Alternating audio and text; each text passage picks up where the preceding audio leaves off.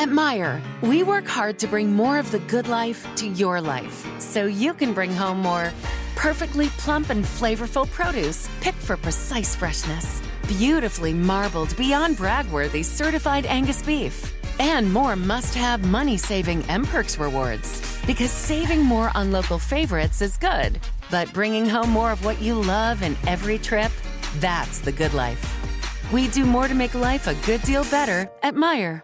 When you think about businesses that are selling through the roof, Allbirds or Skims, sure, you think about a great product, a cool brand, and brilliant marketing. But an often overlooked secret is actually the businesses behind the business, making selling, and for the shoppers buying, simple. For millions of businesses, that business is Shopify. Nobody does selling better than Shopify, home of the #1 checkout on the planet. And the not-so-secret secret, with Shop Pay, that boosts conversions up to 50%, meaning way less carts going abandoned and way more sales going...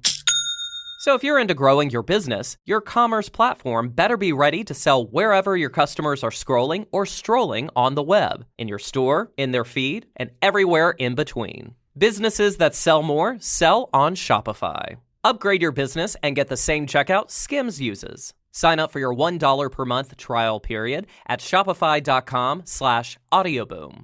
All lowercase. Go to shopify.com/audioboom to upgrade your selling today. Shopify.com/audioboom.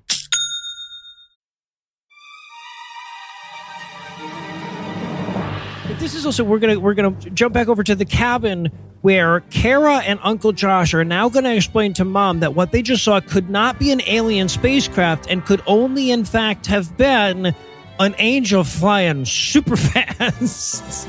It's the worst Jackie Mason routine ever. Is it physical? It's not physical. How can it be physical if it's not physical? It's going fast. It's not fast. Am I going fast? Are you going fast? If it's physical, it's not real. But if it's not real, then it's not physical. But if it's physical, it could be a thing. It could be going slow. I don't know. Is it enough? God Awful Movies.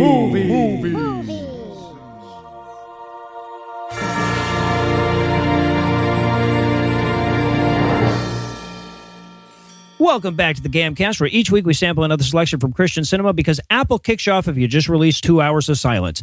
I'm your host, Noah Illusions, and sitting 700 miles to my immediate left is my good friend Heath Enright. Heath, welcome back, sir. We've got aliens. Very exciting. Let's do it. No, we don't, but... Maybe? Yeah, right. Yeah. All right. They're just disputable. Fermi's paradox. And sitting 900 miles to my northeast is my bad friend Eli Bosnick. Eli, how are you doing this fine afternoon, sir? Skeptical Christian cinema, no illusions. It's a very narrow audience, this one. So we're also excited to welcome in a brand new guest masochist today. George Hrab is a drummer, guitarist, composer, and he's the host of the Geologic podcast. George, welcome to the show. I consider myself an alien, so does that count for today? Yeah. I consider no you spoilers. An angel.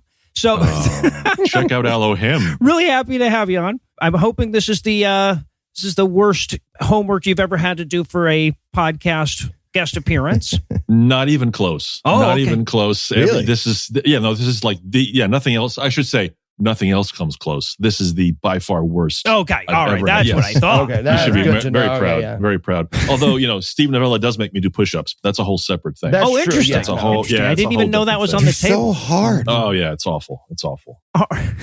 So tell us, Heath, what will we be breaking down today? We watched The Watchers, Revelation.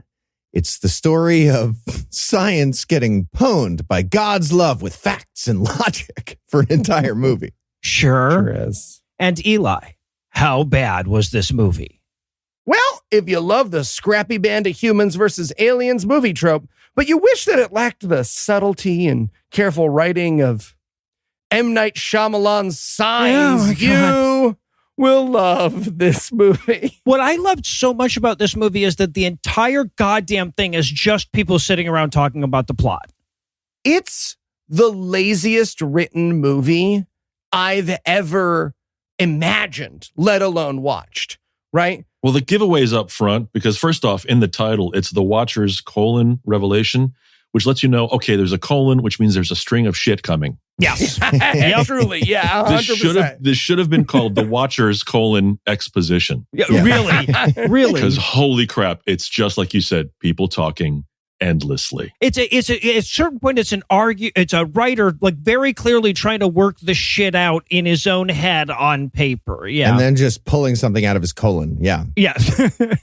Plus, the dialogue has more pauses in it than like Joe Rogan watching the Zapruder film. Oh my God. Oh my God. I watched it at 1.5 speed. It is 90 minutes too long. Yep. All right. So is there anything you guys want to nominate this one for being the best at being the worst at?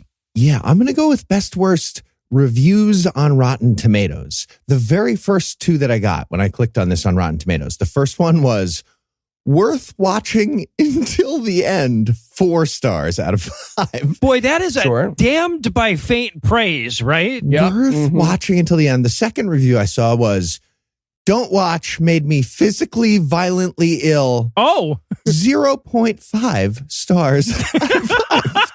Huh.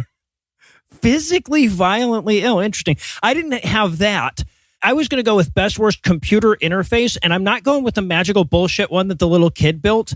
I'm going with the voice activated one that we get in this movie that just gives you like brief character bios of whoever you ask about.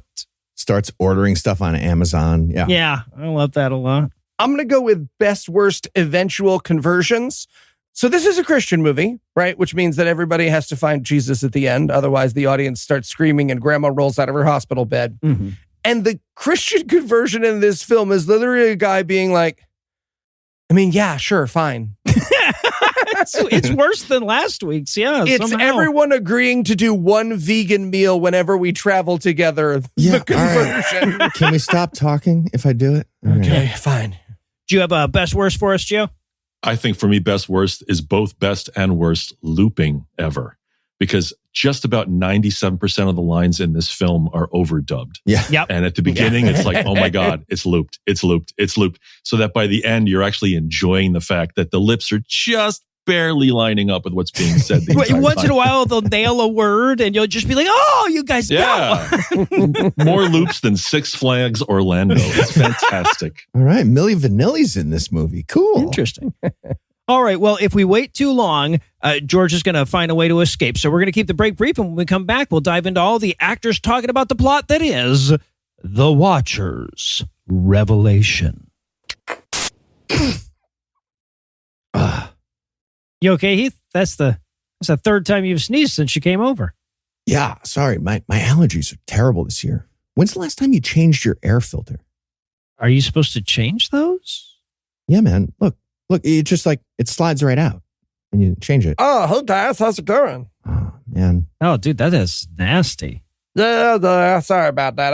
I gained sentence around 2011, maybe 2012, hard to tell. You know, you guys don't say the date out loud a lot, Right. like the year. Yeah, no, sorry. I didn't realize.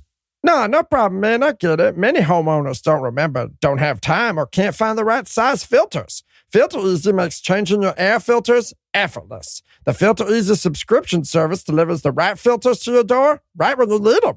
Wow, that sounds amazing. It is. My Filter Easy filters arrived the other day and they're amazing. No more guessing sizes, running out of filters, or living with dirty air. The delivery is my reminder to change my filters. It sounds silly, but these things are just cool. Filter Easy's filters snap into place when you open your box, and it's way stronger than the cardboard filters you buy at the store. I've got enough to worry about. Filter Easy checks one thing off my list for good. I'll never forget to change my filters again. I just can't believe I let it go so long. Hey, don't sweat it, man. Almost 80% of people don't change their air filters on time. With Filter Easy, you never forget again. Better air quality in the house means better air quality for your family. All right, guys, I'm sold. Where do I sign up? Filter Easy takes care of your air filters so you have time to take care of everything else. Head to filtereasy.com/awful and use code AWFUL for 50% off your first order plus free shipping forever.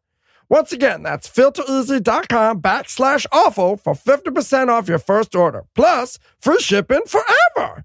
And make sure you use my promo code AWFUL so they know I sent you. All right, man. Thanks. Hey, real quick, before you guys go, Yeah, sure, man. What's up? kill me Oh, I don't think. Please? I'm afraid that I'll be too afraid to ask if we talk about it. I was just going to put you out by the recycling, man. Oh, yeah. No, that's cool, too. That's cool, too. Sorry. It's fine. And then what'd you say?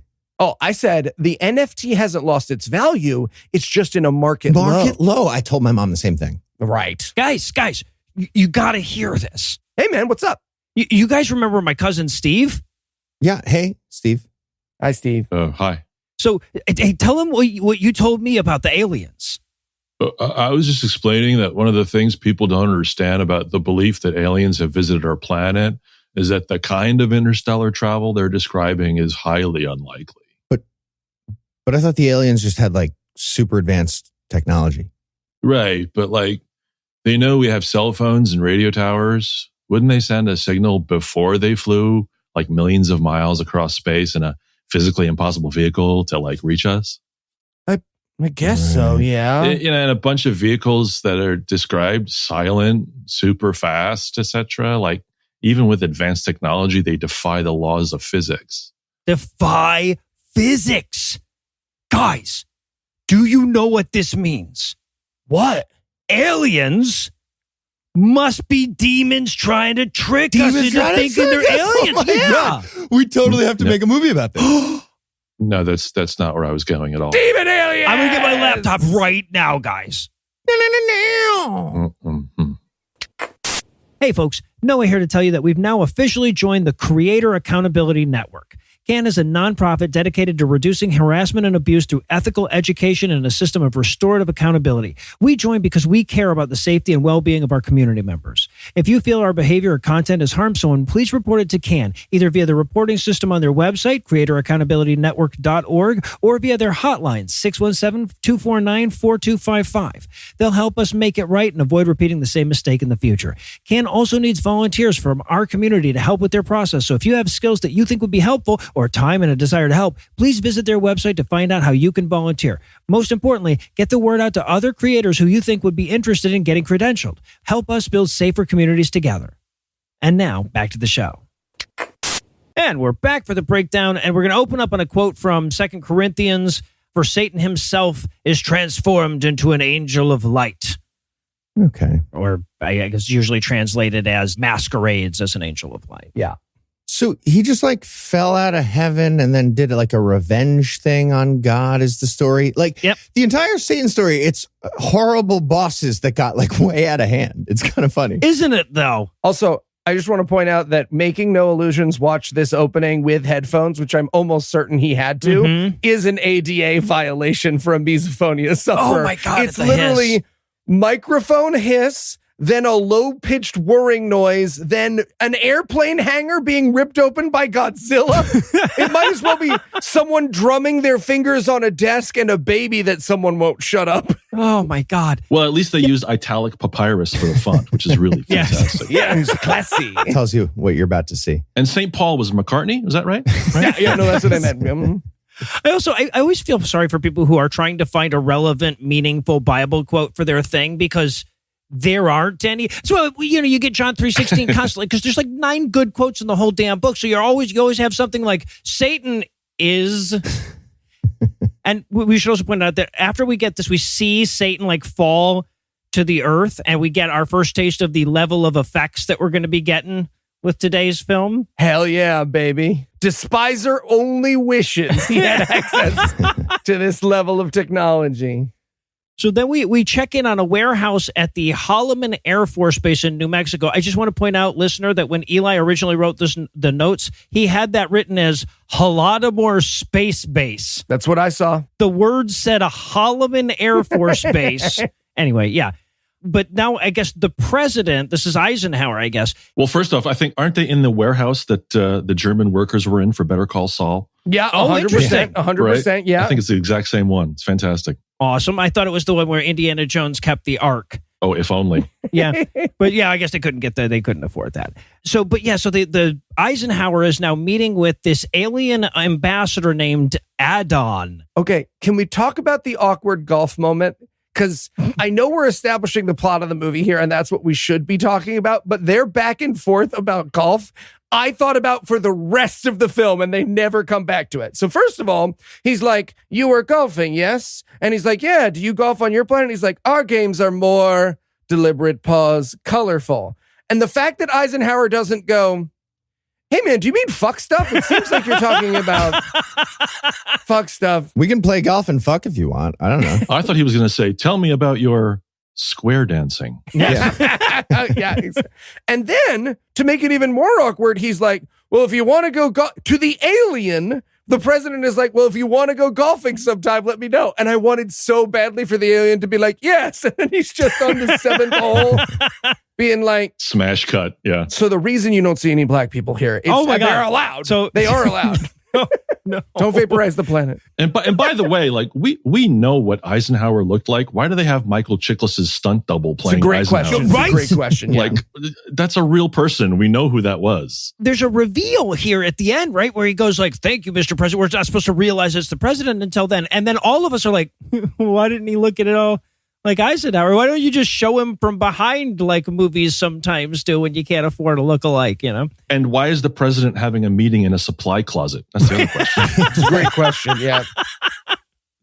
You'd think he'd have a nicer place for this. You'd think. Also, but add on the alien is mad at Earthlings for misusing nukes as we enter, in his words, the nuclear age. Okay. Yeah, Yeah, he says nuclear. like, your people have entered the nuclear age.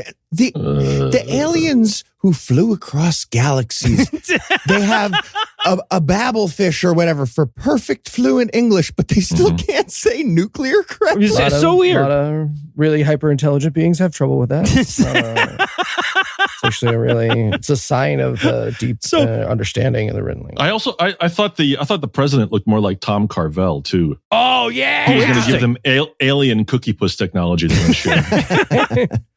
Okay, that's right in me and Heath's lane, George. I want you to know you are fucking preaching to the Sweet. Tom Carvel radio commercials. You have found your home. It's the best, right? If you bring up Saved by the Bell, we're best friends. Hey, for the young people, there used to be an accidental anti-smoking ad on the radio called Tom Carvel, where he would describe the cake shapes he made up the way a patient does right before they're led to the gas chamber. It's a whale of a cake.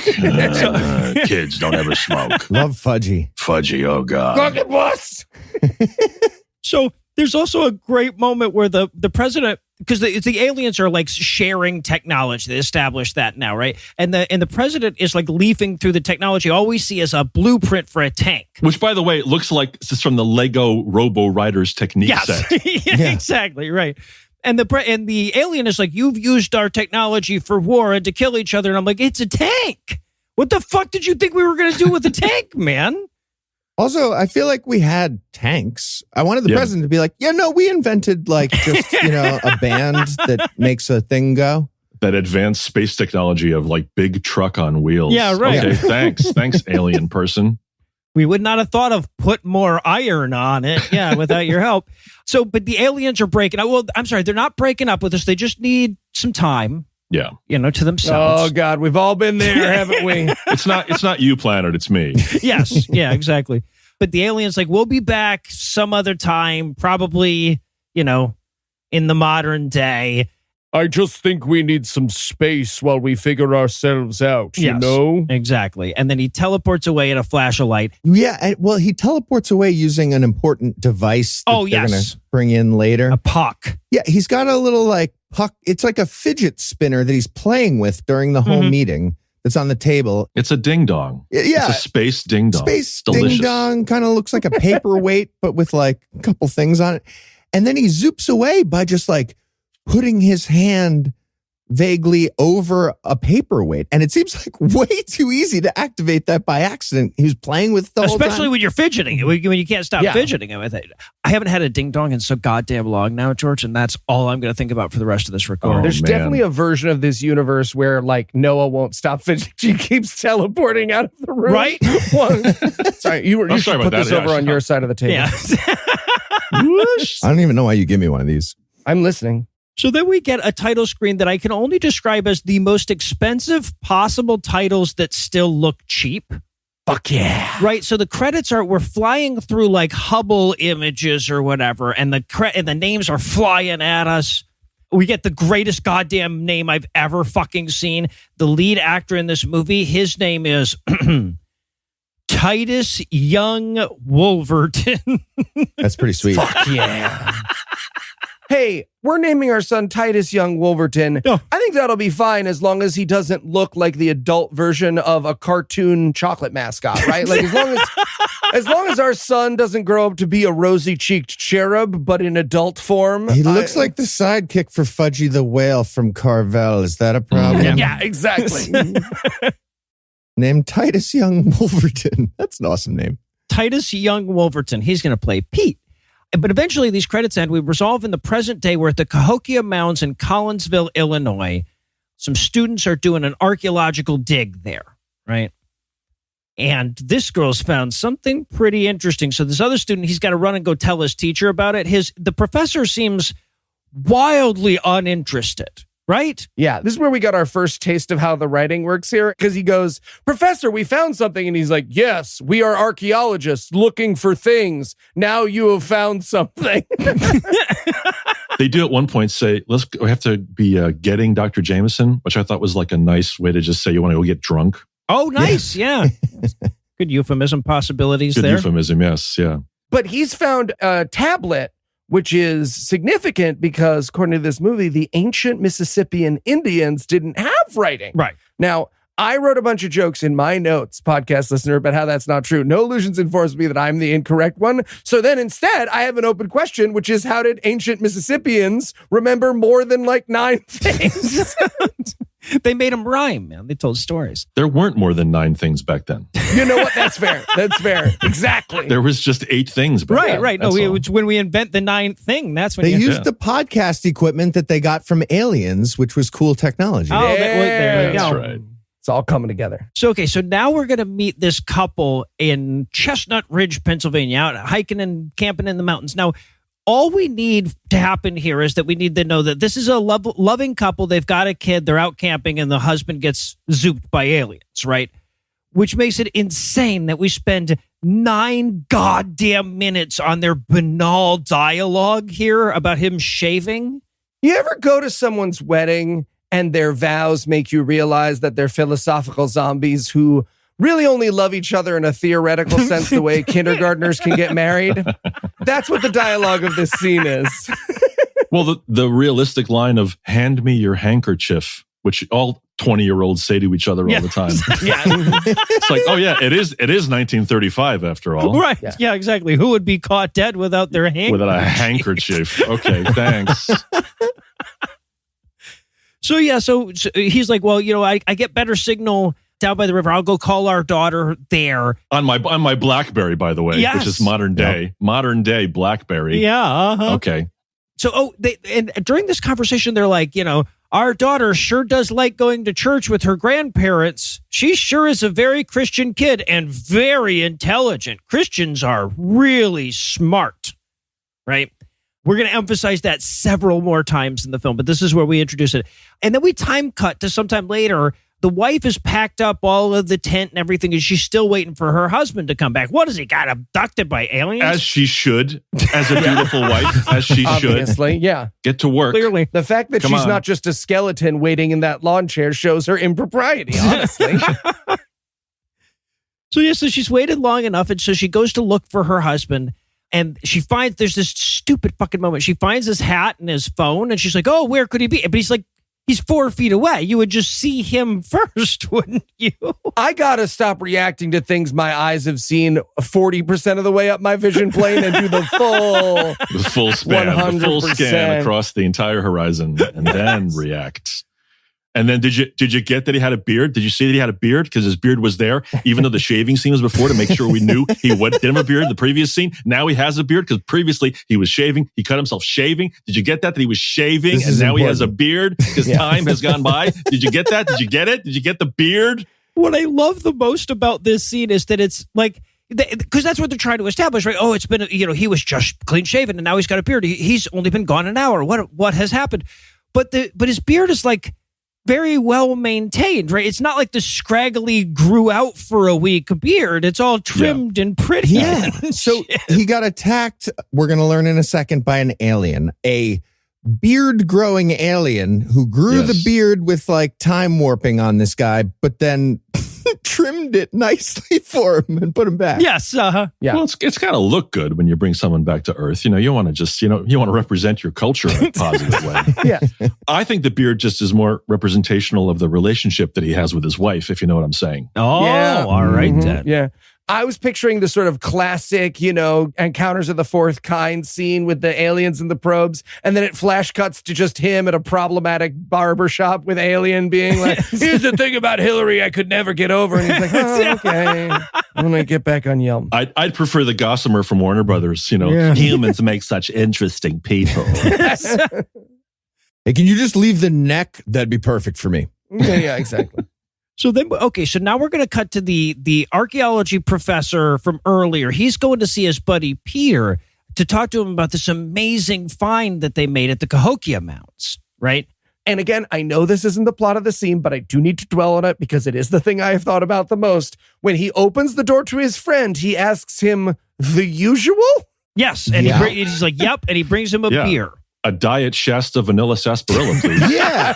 It seems to be the usual is like an IBC root beer or sarsaparilla or something like that. Yeah. I mean, Heath drinks every time he comes over. I don't ask for I don't offer the usual as a result. Maybe I should. Maybe I'm missing out. Anna offers the usual and we drink scotch That's together. true. She does, and then you guys drink. That's true. Yeah. So he's like, Peter, I got to tell you about this. I had an experience and I'm not really sure what to make of it.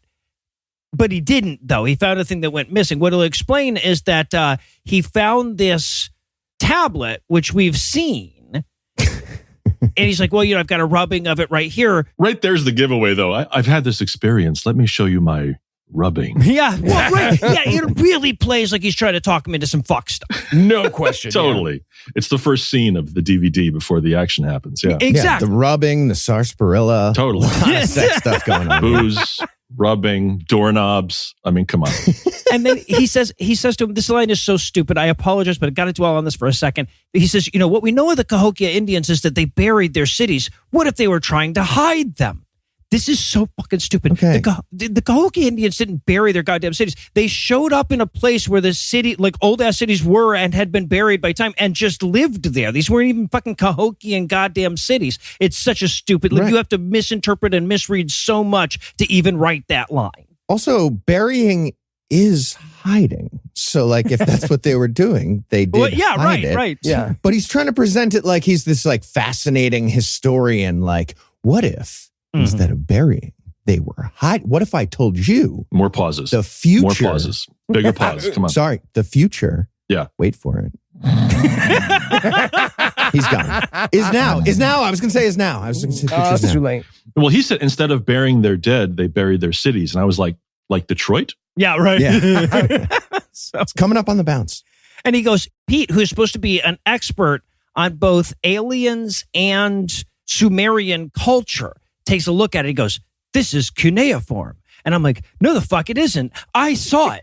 I put pictures in the goddamn notes of it next to cuneiform. Cuneiform would be the easiest fucking thing to fake. It's all just wedges. Yeah, but the thing we see has multiple Kurt Vonnegut buttholes in it. It does. Yeah. So that's like, butthole is like the in this guy's version of... Yeah, in the language. Well, Well, that's why Not their the- games are so damn colorful. When he's reading the rubbing, to me, it's like the worst or best Dream Theater lyrics. Oh, okay. Yeah, absolutely. No question. Because apparently, Pete can sight read cuneiform. So he's reading it and he's going like, oh, beware the Anunnaki. They're coming to get you or whatever. The darkness of the city will go through the sky. Of the light will be darkness of the sky. Yeah. Run, the sky, run. The moment I heard Anunnaki, by the way, I was like, cool. The movie thinks the Fed is a Ponzi scheme and it's an anti-vaxxer and it's my really good friend and I'm going to have to talk to it for the next 2 hours. Yeah, right. No, this is Zecharia Sitchin bullshit that we're getting. They have to explain that the Anunnaki are the high gods of the Sumerians, but there's also the Agigi, which are the younger, cooler gods. They're a little bit more hip. They get it. They get They're it. also Quagmire's favorite gods.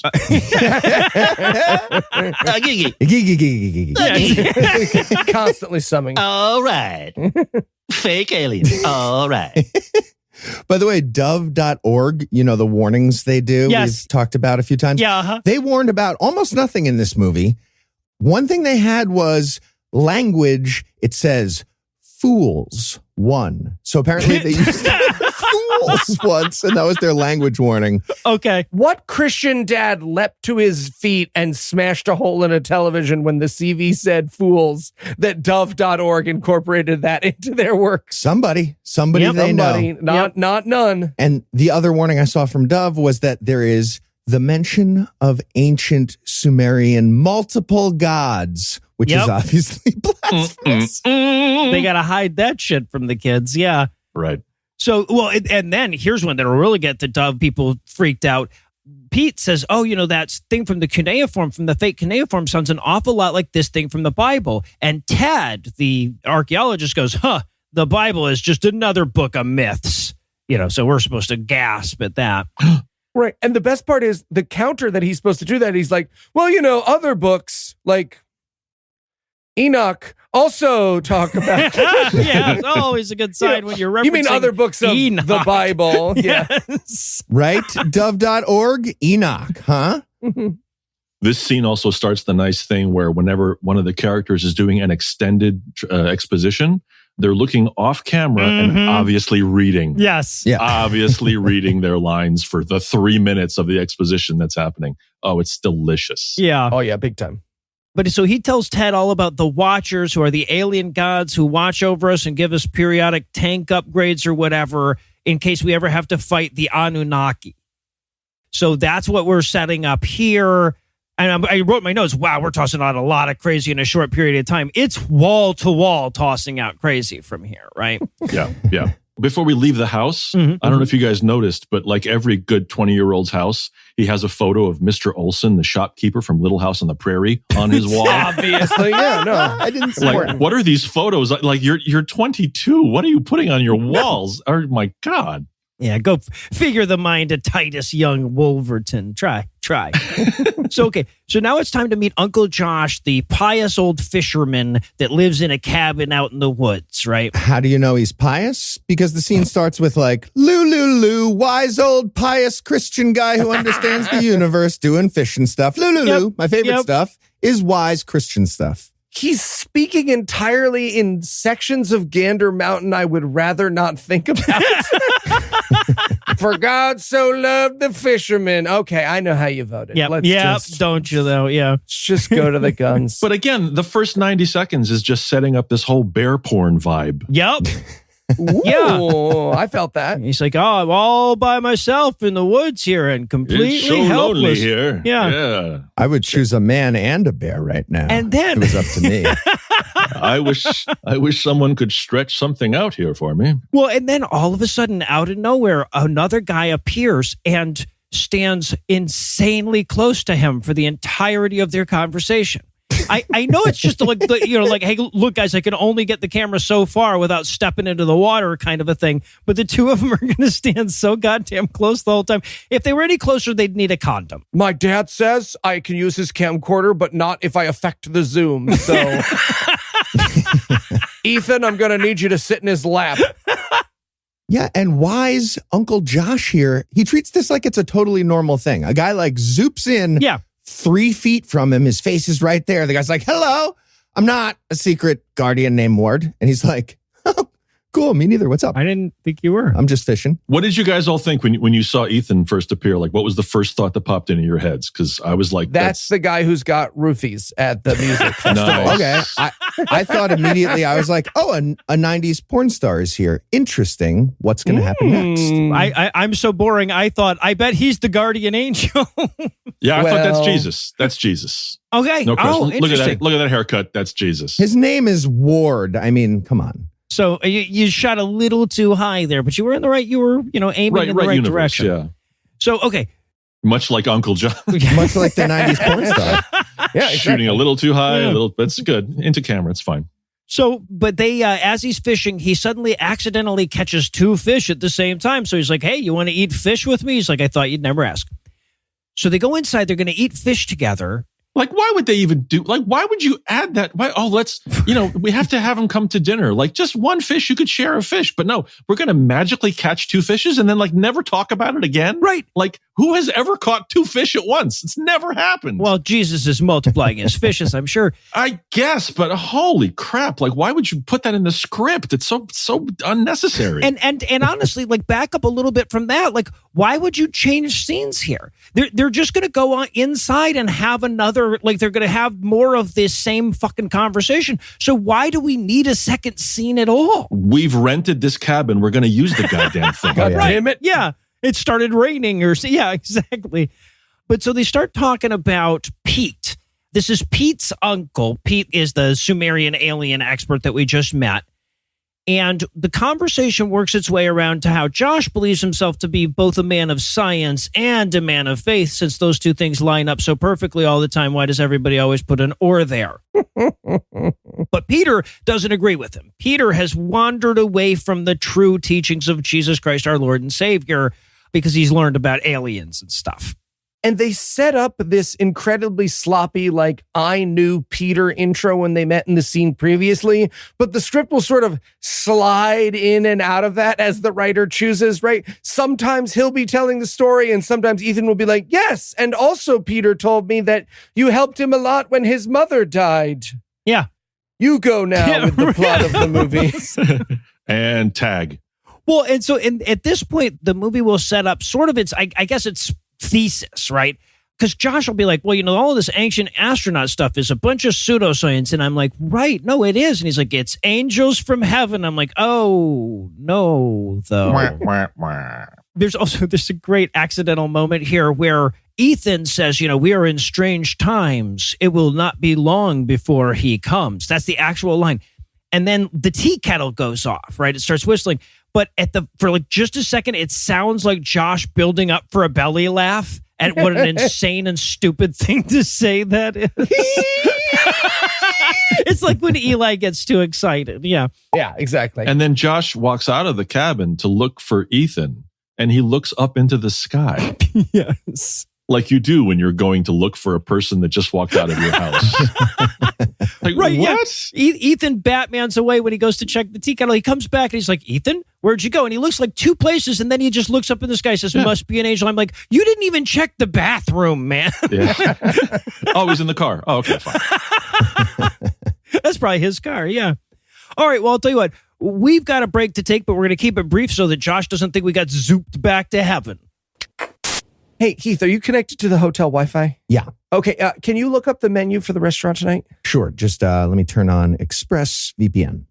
Psh, a VPN service? Seriously, Heath? What are you, looking for the menu on the deep web? No, Eli, a VPN, like the one from ExpressVPN, creates a secure encrypted tunnel between your device and the internet. It's just being safe.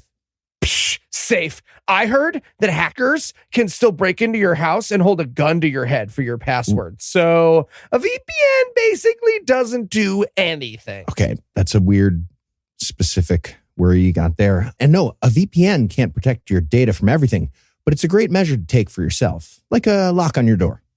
Whatever. I don't have time to install a double super secret security lock on my computer's master drive or whatever you had to do to get the VPN. ExpressVPN is actually super easy to use. You can fire up the app and click one button to get protected. Plus, it works on all your devices, phones, laptops, tablets, and more, so you can stay secure on the go. That's why it's rated #1 by top tech reviewers like CNET and The Verge. Okay, well, maybe I'm interested in ExpressVPN. Where do I sign up? Secure your online data today by visiting expressvpn.com/awful. That's expressvpn.com/awful.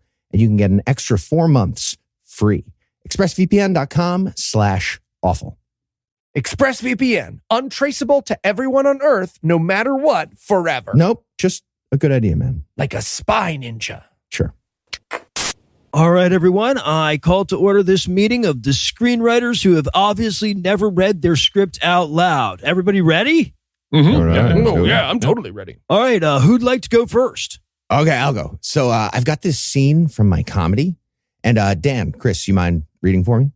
Oh, sure. When you say throw, do you mean through? I'd have to throw through the rough. It's better when you read that. No, I think it's really good.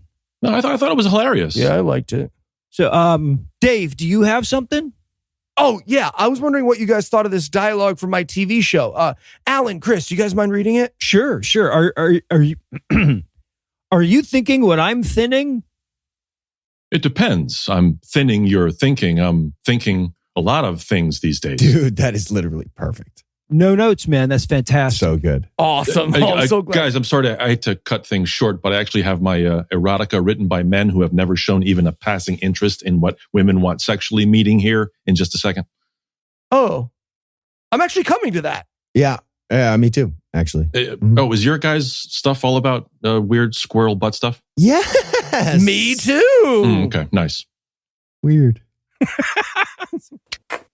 And we're back for more of this shit. We're going to rejoin the action 3 years later with Ted the archaeologist being held hostage by a gunman. Okay. And that's what it feels like, by the way. We're 24 minutes into the movie, and I'm already like, oh, we're 3 years in. Yeah, right. It's weird for that angel guy, Ethan, to have bad timing on the advice that he gave, isn't it? Sure. You would think he'd have some all-knowing help there, yeah. But Ted, the archaeologist, gets shot. We don't see who shoots him. And then we cut to a high-level classified meeting with the president.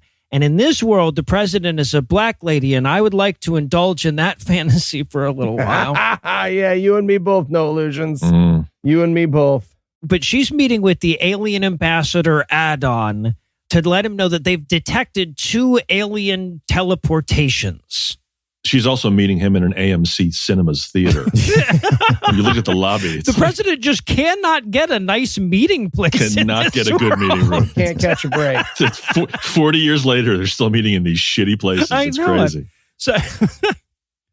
So yeah, but the alien explains that these teleportations didn't come from the Agigi. They can only come from the Anunnaki. All right.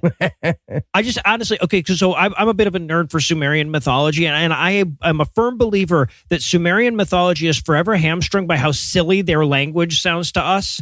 Right? Agigi, Inanna, Pazuzu, Humbaba. You can't be scared of Humbaba. Give me a fucking break. All right. So, sorry. They do pray to Jerry Lewis, though, so it all works out okay. Oh, there's... I get you with a person. Cuneiform is hard to reading with the words. It's an epic battle between good and evil. I am Pazuzu. Yeah, right. Pazuzu? So they explain that one of the teleportations was to Ted's house, the archaeologist. The other one was just outside of a paramilitary group called the Soldiers of Light, who've actually unlocked the secret code to alien communication. Like in any other movie, you hear about a goddamn militia called the Soldiers of Light, and you're like, oh, those are the ones that kidnapped the president's daughter or whatever. But yeah, and Gretchen Whitmer, yeah. Right. Janet Reno ran a tank into their wall. I remember watching that on the news. They want to be persecuted so bad, they had to make up evil aliens to have it work this time. So stupid. I always thought the Soldiers of Light had half the calories of regular soldiers. But they give you terrible diarrhea. Oh, yeah. Yeah, and the aftertaste is just not worth Headaches. A lot of Alestra in these Soldiers of Light. But they are less filling. Mm-hmm. So yeah, but the president tells the alien that before he died, Ted told Pete about the rubbing, about the cuneiform, the fake cuneiform. And so that's how we know that Pete is in great danger. So, okay. So then we cut to Soldiers of Light HQ, which is clearly a fucking loading bay they didn't have permission to shoot at.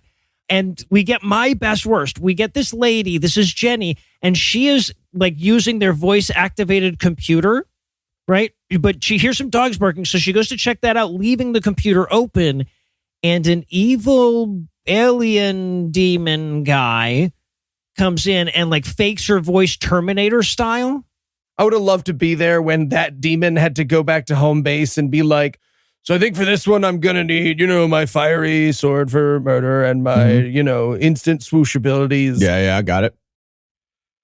Lady voice? I'm going to need a lady voice too. You need a lady voice? Yeah, can I get a magic? I love that they so obviously used that actor's headshot for her computer profile. Yes, very much It's like so, yeah. so obviously her headshot, which is fantastic. Well, and the best part of that to me is that he goes, like, I want to look up this lady, Sarah, whatever.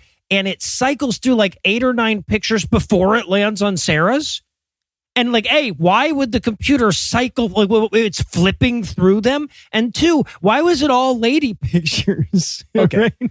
Don't question AI. Don't question AI. I was going to say, It's a weird process. said like a man who has not tried to use Siri. Okay, why is this like super smart mainframe computer? It's voice activated. It's super secure.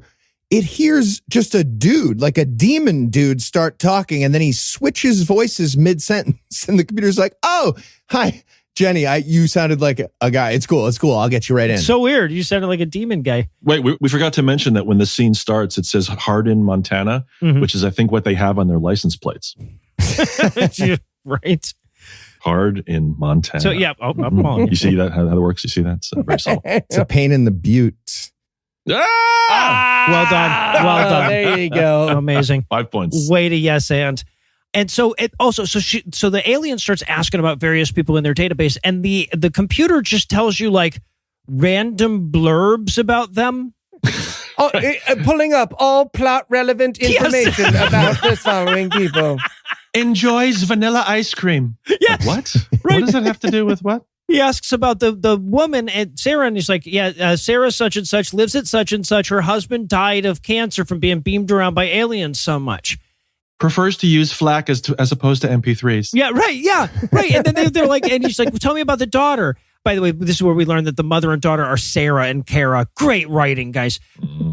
But the computer's like, Cara such and such lives with her mom. Her IQ is 180. I'm like, why didn't you tell us everybody else's IQs? Are they embarrassed? What? Why? Hey, this is a weird side note, but I do want to dwell for a moment, if I may, hold me in the light. Why is everyone who lies about having a genius IQ do 180? It's always 180, 100% of the time. Oh, see, I usually hear just over 200s when people are making shit up. So, oh, interesting. So I get scammed by a slightly You know what? smarter It's group 'cause- of people. it's 'cause they know You, you're smart. Eli. And I'm like, yeah, that number's higher than 100, which is as high as you can get on that test. So good for you. I'll prove it right now. Horse, TV, something. Man, woman, camera. iPod. So yeah. So, but the computer also explains, not only does it tell us the girl's IQ, it tells us that she's very religious and that's because of the influence of her grandparents. Why would it know And also that? because she's so smart. That's Well, a right, 'cause, Weird Mhm. Excel sheet they've got boxes in. Yeah, exactly. So then, okay. And then we cut outside where the militia is showing up, and all of these guys showing up to flank each other in that long fucking row is amazing. She runs out there and she gets the members of Smash Mouth to come help Yes. her. Yeah. Yeah. It's a SWAT team from the government. They're wearing like Vans slip-ons. They're doing Yeah, dive blue rolls and jeans. smashing into each other at the wrong angles. This paintball team has ruined so many 15th birthdays, guys. You have no idea. With their squad tactics. So they all come in, they tell him to freeze. He pulls out a sword. From where? Your guess is as good as mine, because he didn't have it a minute ago. From his colon in the title. Yeah, right, yeah. Yes. So he pulls out his sword, and he's like, and they're like, we're going to shoot you. And then his sword catches fire. And of course, they don't have the money or the skill to do the scene that they're promising us here. So then we just cut outside and sort of back away as we hear gunfire and people screaming. Well, it's another example of a DEI security hire. So, Not qualified. but then the alien leaves. He takes care of the militia or whatever. We see him walking away, wiping the blood from his fire sword. Hey, I have a question about wiping the blood from your sword. That I see people do that a lot in movies. Is that a needs to be done right away activity? Is it like when you do raw chicken with one of your good chef's Yeah, knives? probably. Yeah, Yeah, probably. Yeah, it's yeah. probably carries disease. you It know? feels rather nitty-picky for a thing for like samurai films. You're going to get the hard water spots on it if it Yeah, well, dries. right, exactly. Well, there's also that whole demon salmonella thing, which Yeah, is a very yeah, specific be careful kind of. with that. Yeah. So meanwhile, okay, so we have this completely useless scene of Pete arriving home and having a glass of milk. It's so weird. Which right away, like, can you imagine the morning breath on this guy? Like, by his nightstand is a glass of milk. Just gargling some cottage cheese. What are you, 4? Are you kidding? Yeah. Can I tell you guys, I couldn't remember. I know we've talked about this and I have a hot take about it. I don't remember what mine is. So I was like, good. Yeah. No, I don't remember it either. So, okay. But now what they're trying to do is like create some suspense because there's someone in the house with Pete, right? But we're just seeing a silhouette as somebody moves away and, you know, that kind of stuff. But it turns out ultimately that it's the guardian angel from earlier who's just watching him, right? Yeah, and breathing heavy in the corner. He just pours out the rest of the milk. Yeah, right. This is gross. I'm going to wash this. Guardian angel of cholesterol. So then we cut to the NSA. What, you might ask? But yes, we cut to the NSA, and these 2 NSA officers get an assignment that they've got to go get Pete and put him in protective custody from the aliens. Okay, so first of all, the movie thinks the NSA is the FBI and will be doing a bunch of like protective custody, orders. do you it's just think? nerds who do cryptography. Like, so stupid. But yeah, they get the presidential protective order for Peter. And we see the order for a second. It says occupation, professor of archaeology and urology. And I was like, what? Wait, what? Not that. You definitely don't mean that. So wait, they tried to type out ufology and it just auto-corrected to yes, urology. It did. Correct. Talk about a glass of milk. Oh my God. Jesus wow. Christ. Hey, George, if it looks like milk, we should stop the podcast right now and you should go to the hospital, man. Like right now. Oh, okay. That probably explains a lot. Yes. Yeah. I love that the guy that's playing the NSA hard ass looks like a Timu Ben Affleck. Yes, this is Bast, and they know him as by the book Bast because he's so by the book. And we always need more new characters an hour into a movie, which is always oh my great, God, too. yes, absolutely, please. So main characters, as it turns out. Yes. So then, okay, so now we're going to cut over to Sarah serving breakfast to her daughter. And serving breakfast to your daughter, that is universal Christian movie language for she's a good mom, right? That's how you know a good mom in a Christian movie. Yes. And if I may step in once again with a thing that is not related to the movie, but that haunts me to my very soul.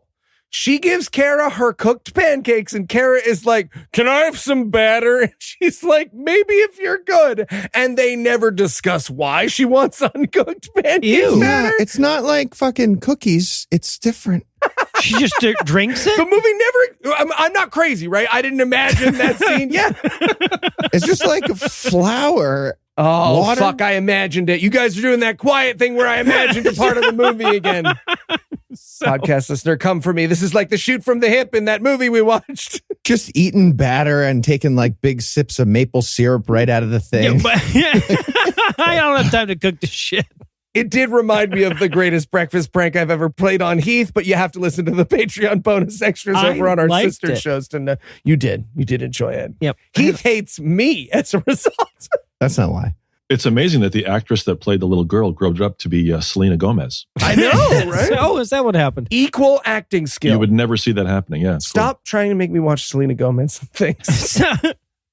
But then mom looks out the window and Sword Guy is there, the guy with the fire sword from earlier. So she goes, she turns to the kid. She's like, hey, have you seen anybody like standing around with flaming swords like at school or around the house or anything? Really wanted a flash cut to her like taking a math quiz and she looks up and at the front of the room there's a guy with a flaming sword and she's like 6 + 9. Oh, did you guys catch the subtle product placement of this guy's other movie that was sitting on this lady's table?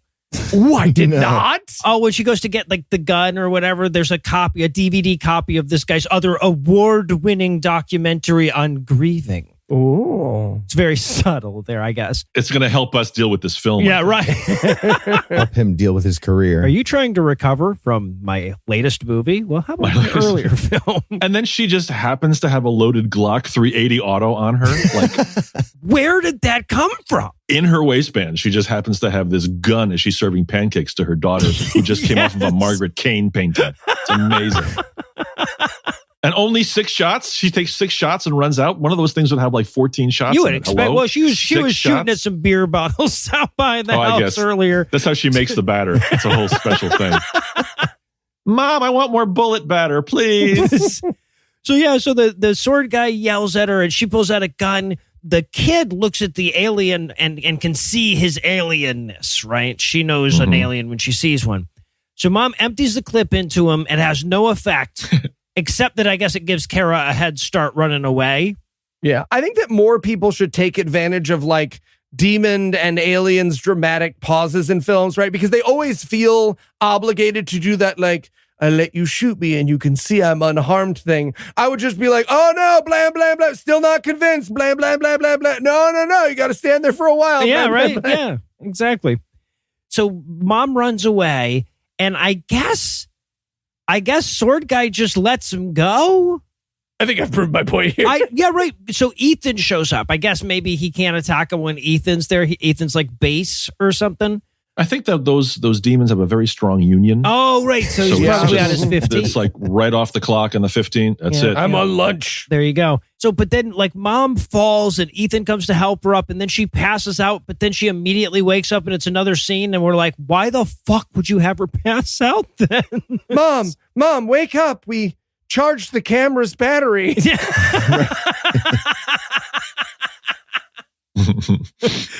So mom wakes up. She's like, oh, that guy Ethan is an alien. And the kid says, no, he's a B'nai Elohim. Yeah, I was pretty uncomfortable with all the Hebrew pronunciation that happens in this movie. A lot of Yeah, there's a lot of unnecessary in there. like Yeah, someone's yeah. trying to make me feel welcome in their home. Yeah. So okay. So then she says, I know where to go, Mom. I'll meet you in a later scene. So then we cut to Pete. He's showing up at Uncle Josh's cabin in the woods, and they have some like fishing dialogue. Well, there's the opening dialogue, which is great, where he says, how are things at the university? And he says, I'm a full professor. And then the uncle says, I know. And I'm like, well, then why the fuck did you ask? Yeah, right? Honestly. So, I was testing you, Seeing to see if you were the going to real- lie. well, but that's just the thing about this movie, though, right? Like, so 90% of the time when characters are talking, they are just expositing, right? They're just talking about the plot. The other 10% of the time, you wish they'd just get back to talking about the plot because it is so fucking bad, right? Yeah. So, but Pete explains that he's there because he had 3 dreams last night and he needs Uncle Josh to interpret all 3 of them in a row. Okay, I wrote this in my notes towards the end of the scene, but imagine how badly written your movie has to be to take 3, count them 3, Yes. unseen dreams to move a character from one place to the other. Well, and also, like, why are these unseen? Right? Because he's like, in dream 1, you were like pointing out constellations to me. You pointed at Pleiades and stuff. And I'm like, why not a doodly-doo? Could you not get the rights to the fucking Pleiades? Bitch Pleiades. Ethan has a drum circle to get to by 7 p.m., so... Oh, okay. Well, that must be it. And isn't it like if you have 3 dreams in a row, isn't that one dream? I would say so, yeah. Yeah. Like what? Why is this 3? Like, no, it's 3 scenes in a dream. Right. Fine. Yeah, he says, and then in dream 2, we were playing Scrabble, and I had the same thought. I'm like, well, then no, then later in the dream, you were playing Scrabble. And this is maybe the laziest puzzle in the history of puzzles, right? Because he's like, I remember we were playing Scrabble, and the words on the table were Orion, stars, 7, sang, sisters, morning, run, Plot point. job. Jesus Christ. Script supervisor. And then you made Anunnaki are alien demons, beware, Christ is God. So what do you think that means? What do you think that means? Do you think it's about being afraid of growing old? Well, and then, as stupid as this is, Uncle Josh gets it wrong. He says, no, the last word wasn't job. It would have been Job. And I'm like, no, because proper nouns aren't valid Scrabble words. It would have to be job. No points. He didn't describe it, but they're having a really bitter fight about that in the middle. Oh, of interesting. Yeah, later in the If dream. you say Job out loud and I say challenge, that technically, yeah, that's a proper. Yeah, right. It's not. And then what does it mean if I'm making out with my mom? Yeah.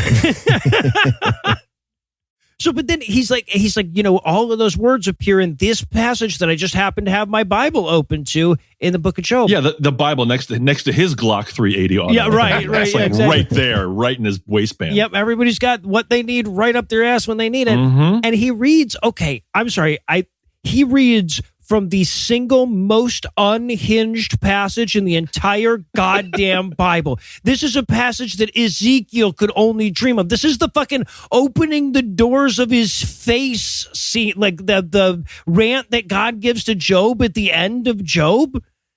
That was just, that's what he's reading from. I'm like, oh, we're getting deep into the nuts today. Mm-hmm. If I may quote from that Book of Wisdom, the great Santini, you want to be the man of the house? Huh? For the younger members of our audience, we had a book that we read in high school about how your abusive dad will kill himself someday to make it okay. Yeah, if only. So, and then we get Dream 3. And like, we should also point out that none of these are necessary, but in Dream 3, they had an argument about whether science and religion were compatible. Mm. Yeah, they're not. Nope. They're like almost literal opposites, faith and science. Yeah, pretty close. So then we get a knock on the door, and it's the NSA here to take Pete into protective custody. And we see, as they're doing this, Sword Guy is watching from the woods. Like, oh, they got to him too quickly. But he's bulletproof and has a fire sword. So no, they didn't. I think I have a theory. I developed a theory at this moment, which is that Sword Fire Demon is shy. Okay. I thought maybe he was like quiet quitting. Oh, okay. All right. Ooh, sure, yeah. Or he's honest. Yeah. Well, he does have the Honest 15. black hoodie, hides his eyes a lot. I can see that being sort of goth shy. Yeah. Sure. Okay. The Department of Demon Efficiency is just doing a lot of firings. I'm use it not right. putting a bunch of effort in. I'm probably getting fired. So Uncle Josh sees him off. He's like, oh, I'm sure the NSA has your best interest in mind. I'll pray for you. So they drive off, and as they do, Ethan appears behind Josh again, and he's like, "Boo!" Yeah, right. He's like, oh, I'm stop hearing doing him. that. Do you think Ethan tried it for a few hundred years where he would like poof like 6 or 7 feet away and turn a corner and be like, oh, hello, Yeah, here right, comes right. Ethan. Oh, got to do the Batman thing. So then the NSA take Pete to the fucking Motel 6. Right. And I'm saying it just straight up like that because both Heath and I independently wrote in our notes the NSA safe house is a fucking Motel 6. I was like, yeah, the Hampton Inn by Sinesta. Yeah, that's great. So they bring him in and they tell him about Ted. They're like, Ted got murdered earlier in the movie. And he's like, oh, that's a shame. They're like, did Ted do any like cool malicious stuff? And he's like, no, nothing like that. Yeah. Yeah, he says Ted was a political archaeologist or an Archaeopteryx. I thought he said apolitical archaeologist. Yes. So like, Yeah. as opposed to those polarized archaeologists Yes. that nobody likes. All of those MAGA scientists. that are I was trying going to say, yeah, reading directly from the fucking firing orders of our current executive branch. Yeah. So you're saying none of the dinosaurs were demon? Political check. Yeah. Right. Right. Ted Cruz is coming for you, big boy. I'm sending Big T for you. Big TP pants. That's what we call him here at the office. But they tell him that someone will contact him shortly. Right. He says a government official, and he goes, an official from the government? It's like, yes, Oh, yeah, that's what a government official is. Yeah. You okay? This wasn't like Jesus. a Ridley part of what I was saying. It's literally just what I said. I'm not telling you about my dream. This is an actual thing. That's usually the way someone interacts with me before they vomit on my shoes and pass out. You okay? Yeah, right. And then Cara and Sarah show up at Josh's cabin. I guess that's where. I guess we're to believe that Mom just drove the whole way with Cara Google Maps in it. In 200 feet, you're going to want to be in the right lane. Oh, yes. She's got a 180 IQ. Come on. Yeah, She's Crazy fine. Billionaire remake. It's just that entire drive with Cara being like, I said soft left. Well, you got to be more specific. Hold on, I'm going to call the angel. Hey, Ethan, drop a pin real quick. Yeah, right. All right, but they get there, and the mom's like, are you sure this is the right place? Because we just pulled up to somebody's fucking house in the middle of the woods. And she's like, yep. And she runs out of the car. And what she's been told to do by the director is to physically run into Josh, into the actor playing Josh, but she hasn't been told not to stare directly at him as she runs towards him. So you just get this fucking amazing wide-eyed run smack into the guy like she meant to tackle him but forgot kind of thing. Which is also the most physical contact that actor's had probably in 6 months. No, that's true. Yeah, that's probably true. He can't hug. He's too manly for that. Yeah. Okay, here's the thing, though. They've never met. Cara and Sarah, it's so stupid. They've never met Uncle Josh. Ethan set this thing up and like guided Cara to find this cabin.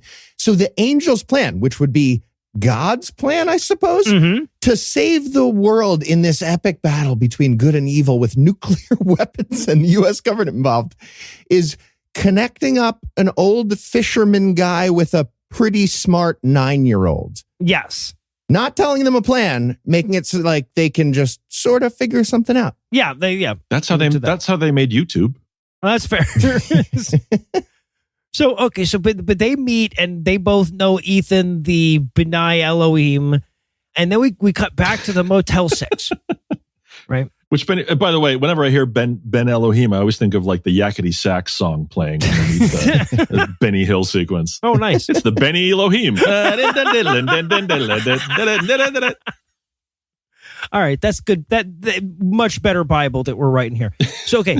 So we cut back to the Motel 6. Adon, the alien ambassador, appears to Peter in a blinding flash of light. Right? I wanted him to be like, oh, Motel 6, cool. Yeah, right. Who would have thought? You know, honestly, the president meets in places that are way shittier than this. You'd be amazed. You would think. When you're here, you're a flash of light. I'm not going to sit down. Right? Yeah. I want like a black light before I sit on anything. So, but then we get like two interwoven scenes here, right? So in one scene, Adon the ambassador is telling the story, doing a bunch of exposition to Pete. And in the other scene, Uncle Josh is doing a bunch of exposition to Sarah and Cara. Now, to make this maximally stupid, the alien is lying, right? So the exposition doesn't even line up. Right. The alien is telling Pete a lie, and Uncle Josh is telling Sarah and Cara that the aliens are telling lies about being aliens. And kind of sort of spoilers, but I'm not kidding. 45 seconds before the end of the movie, two characters will clarify that for no fucking reason whatsoever. Just be like, by the way, remember that scene earlier where you were trying to figure out what the fuck was happening in the movie? That was a trick. A trick. Yeah, exactly. On you Magic for watching our movie. Of his smoke. Gotcha. And then the dude is explaining this device, this ring ding that he has, this interstellar ring ding, which he calls an interspace transporter, but he calls it a NIST instead of an INST or an ITST. Yes. I mean, if it's an I rewound it to make sure he said NIST. He says NIST every fucking time. Yes. And they don't fix it. But later on, they call it an it's INTS or something. An so they never fix it. Yeah, an interspace transporter, ITST, maybe, but not a NIST. Yeah, way to go, alien. Well, this is the same guy who said nuclear, and then later on when he tries to pronounce Cahokia, he pronounces it Kyakiahokan or something like that. I think he says Internaki too instead of Anunnaki, which is also great. Internaki. He goes for Sumerian at one point, and he gets Sumerian, like he's dealing with Conan the Barbarian. He's the George W. Bush of yeah, exactly. Obviously. Fake angel guys. It's hard to put food on your family. So yes, no, you know what? English is not his first language. Fool me, don't get fooled again. So shame on angels. Yeah. So for the younger members of our podcast audience, the president used to be much better spoken. His name was George W. Bush. He was, we used to think that was the worst it could be. Yep, we sure did. We did. Such good times. I would gargle so many animals' balls for George W. Bush to be president again. Can you imagine like your time traveling self going back to you in 2007 being like, no, you're gonna pine for these days. No, you remember those "Miss Me Yet" billboards that they put up with I do though now. If time traveling me does anything but kill me, then he's not me. That's right. He's not in it to win it. Yeah. So, there's a lot of people time traveling you could kill. I just have to beep it all out. But we get this very long scene where we learn that the aliens are lying about being aliens. They're actually demons from hell. And it is entirely unclear what their end game is. Right. What's the point? Yeah. And will never be described, by the way. No one will ever. They'll never do like an evil monologue. They'll just get caught. And as though it's in some kind of demon alien game of manhunt, the minute someone figures it out, they'll be like, fine, I guess I'm leaving. Oh, yeah, right. We're done. Play the Frank Stallone song. We're done. Also, the story that the alien is concocting for Pete is just fucking nuts. It's fucking stupid. I could not summarize it.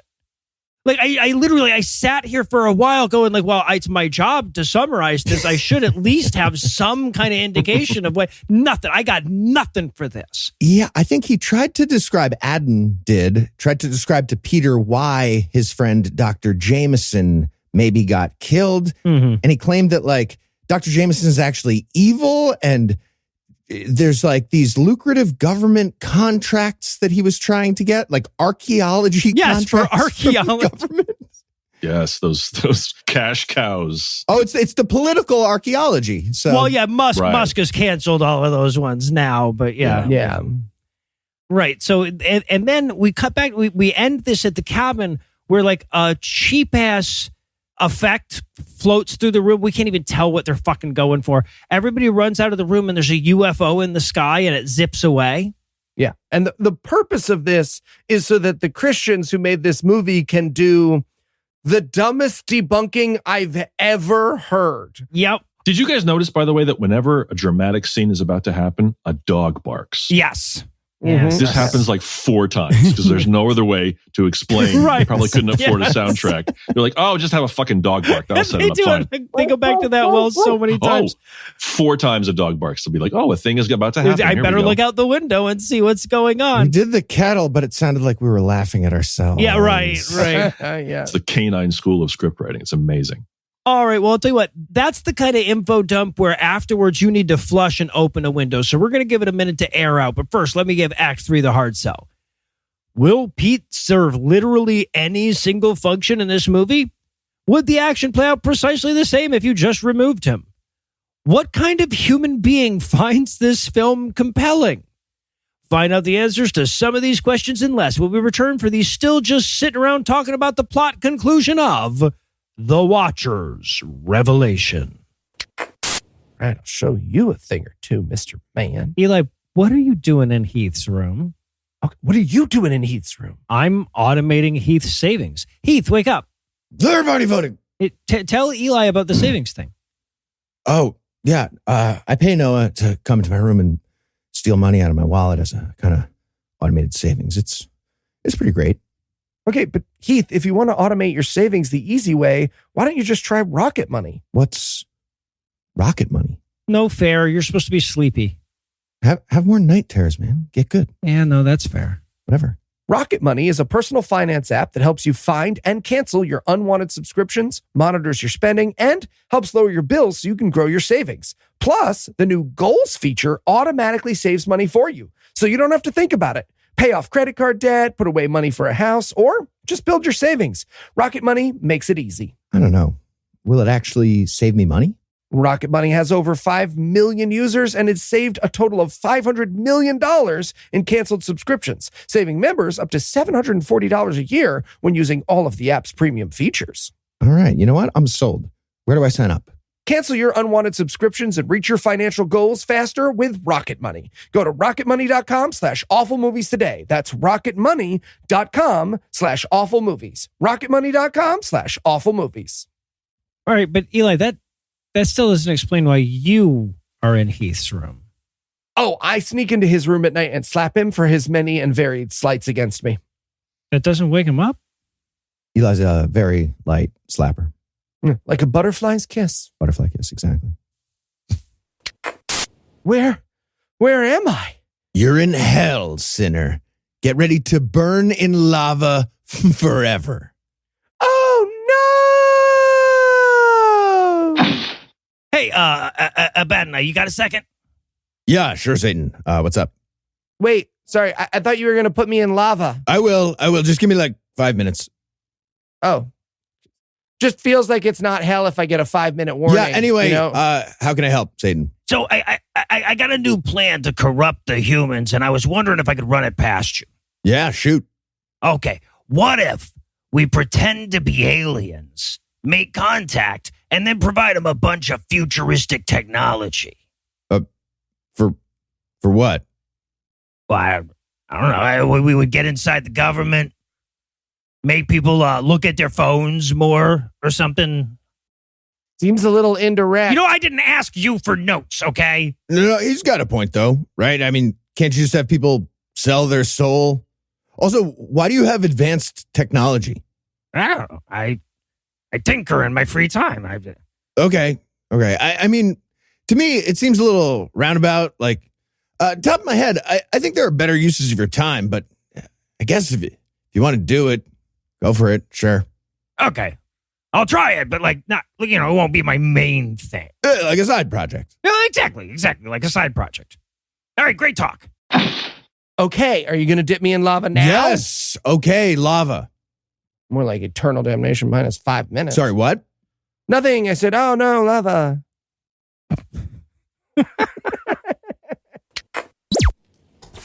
And we're back for still more of this shit. We're going to rejoin the action with Ethan waking Pete up at the Motel 6. He's fallen asleep with his Gideons open beside him. Do we have to? Do we really have to? I guess. Yeah, we have man, we're almost there. It would be a shame We're so to leave. close. We We're didn't, so close. We didn't come this far just to come this far. Speaking of, there's nothing better than sleeping in a hotel and all of a sudden a person is next to your bed and they say, "Wake." Yes, you need to come. right. Wake. You need to come with me. Heath gets it. Also, Wait, what? we cannot overstate the pedo vibes from this guy. Completely. Though, right? From Completely. Ethan. He's just got this very creepy, what are you doing there, little girls, to everything that he says. But yeah, he's on his 4th panel van. yeah. Right, exactly. So, but he has super angel powers. So he sneaks Pete past the NSA guard that's watching over his motel room. We don't even get to appreciate because they turn invisible and they walk down the hallway. They don't even walk past the guard. Like the guard's not even in the scene. They're just walking down an empty hallway. Yes. Like what's the point? At least have that sequence where they magically go past the guard. But no, we can't do that. I like to imagine that there was no guard there and Ethan was like, I'm going to zoop us anyway. I can do that. I'm just going to. Yeah, like you just caught him on a bathroom break. He's like, well, this is embarrassing. Yeah. I've got 5 of these Zooms a month. I'm going to use it. They don't carry over, so. They don't carry over, yeah. I overused. They released the vegan cheese at all the Taco Bells in the country for a little while, and so I used a bunch of my Zoops on bathroom break. You know what I'm saying? Oh, we have fun. But this is also, we're gonna jump back over to the cabin where Cara and Uncle Josh are now going to explain to Mom that what they just saw could not be an alien spacecraft and could only, in fact, have been an angel flying super fast. It's the worst Jackie Mason routine ever. Is it physical? It's not physical. How can it be physical if it's not physical? It's going fast. It's not fast. Am I going fast? Are you going fast? If it's physical, it's not real. But if it's not real, then it's not physical. But if it's physical, it could be a thing. It could be going slow. I don't know. Is it an upper? Oh, shut up. It's so awful. It's like it's the movie version of you're in an argument on Facebook and someone joins on your side who's a fucking crazy person who's like, right. Yeah, absolutely. And here's the thing about what they put in your blood every time you use AI. Yes. And you got to be like, You're not hey, helping. No, You're not helping. I appreciate Dial it back. Maybe just do like a hype man thing. That'd be great. Right. Be like, yeah. Or just like. A little thumbs up underneath mine. Yeah. Maybe just a thumbs up on my posts. Well, wait, because what's going on here? What we're actually hearing them, the argument they were making is that the UFO doesn't conform to the laws of physics, and therefore it couldn't be alien spacecraft. Therefore, it has to be magic.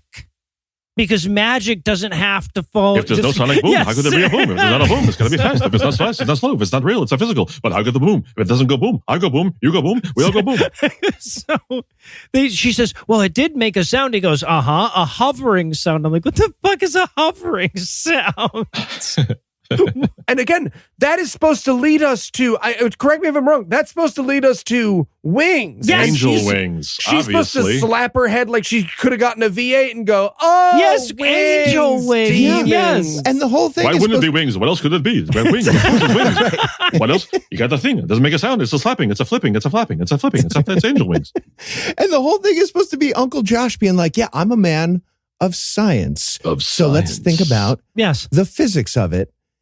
It must be angel magic because the physics don't lie. It Angel has to be magic, right? I so want to see that writer's room, just like when we're like, oh, this is gold. Oh my gosh, we've got those atheists in a corner now. This is fantastic. Oh, right, because the rest of the movie was written around this scene. This is what they Yes. were working towards the whole Yeah. time. That's how they sold it. That's how they got all those churches to give all those basements for the scenes in the beginning. Yeah. Yeah. Big marker in the margins. Checkmate. Underline. All right. So meanwhile, Adon is meeting with the president, right? He's got some good news. He spoke with the Anunnaki homeworld. That's Nibiru, by the way. And they promised not to invade anytime soon. So you can let Pete go. No need to have him in protective custody anymore. Can I say, it feels like at this point, the demon pretending to be an alien has gotten caught up in his old world building like Patrick Rothfuss. It's just fucking fuck. No, I did tell you the Anunnaki were coming last week when I wanted to go get that vegan Taco Bell cheese. Yeah, Okay, so they're in a war now with the floor ceiling. What? Nope, don't write it down. The Please don't write carpet it down. people. Why do you have a Stop remembering everything I say. It's the sanitized for your protection angels. They're called the AMC logo. So, but here's the fucking dumbest thing about it. If you try to make sense of any of this, right? You remember when you it first occurred to you what the Joker's plan in The Dark Knight must have been, like what that must have looked like on the blueprint or whatever. Like if you try to do that and try to diagram out what the fuck Adon is doing here, there is no goddamn way to make it add up. Yeah. Right? He's the one that told him to pick Pete up. He can appear to Pete any fucking where. Why the fuck would he need to pick him up and then lie to him to get him to let him go? And why did they let him go? What does he do? I have a theory, and I want to say it with an open heart. I think that Adon is bored. I think he poked gay people with a pitchfork for like 2,000 years or so, and then he was like, oh, I would love to still be doing that, let me tell you, but I've got this side project going that means I get to meet with... Just like a comedian trying to challenge himself by being like, so the Holocaust, let's start there. I will dig myself out of this. It's a fun game. I think Adon is like someone's son and like some boss's son. The Oh, boss there is you like, go. You know what? There's this weird Earth thing. Go to Earth and just do some kind of a plan there. Just you'll be great. There's a box of crayons. Enjoy. Go to town. That makes more sense. Okay. All right. So, okay, now the NSA, they go to the Motel 6 to let him go. But it turns out he's missing. He's disappeared. Ooh. Again, poor Diaz. Diaz is supposed to be watching the room, and Diaz just they're gone. I felt so bad for Diaz because you're dealing with angel magic. What are you going to do? Yeah, no, right. He had no shot at this, and it's like because the boss shows up, Bast shows up, and he says, "When's the last time you saw him?" He's like, 45 minutes ago." He's like, "No, you're supposed to check him on it every half hour." And we're like, "When he's sleeping?" Apparently, yeah. Yes. And he's disappeared, and he's like, and Bast is like, "Oh, that's how you screw up." And I'm like, "Well, it wouldn't have mattered if you checked him 15 minutes earlier. He still would have disappeared." He used angel magic. It was angel magic. There's nothing he could do about that. There's nothing worse than when your boss like corrects you on something and it happens to be the time that goes wrong. Yeah, right. Well, yeah, right, no, yeah. I misapplied the soap dispensers and they blew up and created napalm. I get it, Craig. You're 48, man. Yeah, and the NSA guy's like, he's probably. Thank you, George. I like that a lot.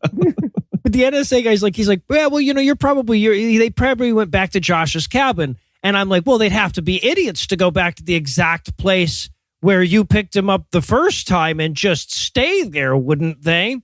Boing. So we cut back to the cabin. Smash cut to the cabin. It's like how if you have a cat that gets away sometimes that cat will also just sometimes be at the backyard later. Yeah, right. Yeah. So, but okay, before he gets back, we have to shoehorn in geocaching. Yes. And in order to do that, we have to shoehorn in fucking Cara's super future computer that she built. Hologram computer. Her hollow computer. I'm like, no, it's not hollow. It's full of shit. What are you talking about? Oh, hollow computer. That's right. Oh, hollow computer. Really? What did they think was missing from geocaching that they felt the need to invent hollow computers in their cinematic universe? When you buy that app in Final Cut Pro, yes. you're going to use it. So we can do this hologram thing. We're going to use the goddamn $100 add-on that we used. I think a lot of this movie was written around making sure he got his money's worth out of Final Cut Pro. Yeah, no, that's fair. There's a fight scene later where they just basically just go through all of the effects alphabetically. Mm-hmm. I see some pastor in a coffee meeting when they're trying to get funding for this going, I don't care what's in the movie. At some point, I want a screen you can see through. Yes. At some point, That's how I don't you care. know it's I the don't care future. how it's in. I want a scene. I want that like Iron Man kind of thing. That's what I want. At some point, work it in. You get my $1,000 if you work it in. Yeah, right. And these hologram moments never work in movies. They always pop up like a map of, even in Marvel movies, like you're talking about, they pop up a big map and everybody's like, I can't really see the back part. I don't understand. Right, Can't we because just it's see-through. I'm looking at a bunch of fucking trees. Why don't we just have a regular goddamn screen? That would be so much better. Even if you had a see-through screen, you'd want to black it out for this kind of purpose. It's so dumb. But she's like, she pulls up her hologram computer and Uncle Josh says, wow, I didn't think they had things like this. And she's like, I built it. I have a genius 180 IQ. Okay. I don't know if they still calculate IQs the same way as they did when I was a kid. When I was a kid, having an 180 IQ at the age of 9 would have meant you're as smart as the average 16.2-year-old. Right? That's not build unseen future computer levels of intelligence. That's know how to calculate that fucking number intelligence. at least smart enough to be like, hologram's not going to help at all? Because I've seen movies.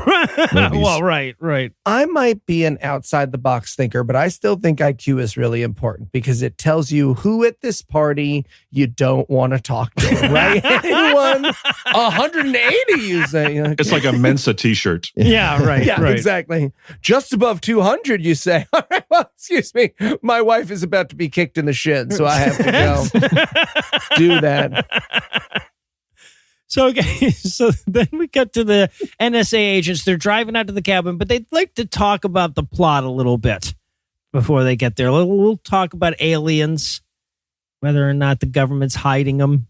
Oh, this is when you get a great shot of the Timu Don Affleck's ear, and you can see the earring hole that's in his ear. Oh, I missed that. Oh, it's great. It's like, boom, there it is. Like, look, we'll give you the role, just you got to take the earring out. Yeah, there's a past there that we're not discussing, and I wish we were. Oh, yeah.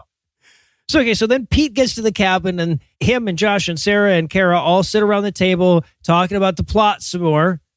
They sit around the table, which has literally 3 coffees, 1 giant glass of water, and 5 cookies. Oh, interesting. It just randomly placed like, oh, we're having this kind of talk. 3 identical coffee cups, 1 gigantic glass of water for the little girl, and 5 cookies. Because, that's what you do when you talk to people. Oh, well, obviously. Yeah, you throw it's good. Josh is a good host. He's got some cookies. Guys, how are we dividing up these 5 cookies? Like, should it be based on who's the hungriest or just even splits? That's the problem. What are we doing? Because we're going to want to give it to the kid, but if you think about it, she needs it the least. She's the smallest. So maybe they're waiting for Elijah, like literally. Oh, maybe Ethan wants one. Yeah. Yeah. So, yeah. But then as they're talking, they start discussing how that teleportation machine that Adon has, that doesn't line up with the laws of physics either. So that's got to be angel tech too. It's so funny. He's like, preposterous. He's teleporting between the spiritual dimension and the physical one. And everyone in the movie is like, yes, that's a much better explanation. Ramble. Right. Well, that's the thing is because like the argument that he's making, because he's like wormholes. Well, that wouldn't make sense. You'd have to rip open a wormhole in two different places. It would take an enormous amount of power. Then somehow you'd have to connect them, and they'd only stay open for a fraction of a second. And like we're nodding along, going, yeah, man. Like movies generally just kind of like scoot past all that. And then, but is therefore is angel dimension. But just then there's a knock on the door. Uncle John, despite the fact that they're now wanted by both the NSA and Satan, the Prince of Darkness, he just answers the fucking door. He's like, oh, I wonder who that could be. Maybe it's a pizza. Did anybody order a pizza? But no, of course, it's the NSA guys. So before we can see what they want, we got to check in on Sword Guy, who is checking in with Satan. I guess like once a week, he's got to like check in and do file a report. Some kind of super demon. You have 200 words to describe why you're useful here. How about that? Let's see what you got. Feels like a real micromanaged situation, right? And it's just like, I mean, you put a touch base on my calendar, so I boofed over here. Okay, well, yeah. Yeah. Do you have any forward-thinking idea? You're reading from Who Moved My Cheese, right? You could just... The big Satan guy says, Neil. Yeah. I wanted him to say, no, it's Fred. Yeah. I've been working here 10 years. You don't know my name? Jesus. Not Jesus. Sorry, Satan.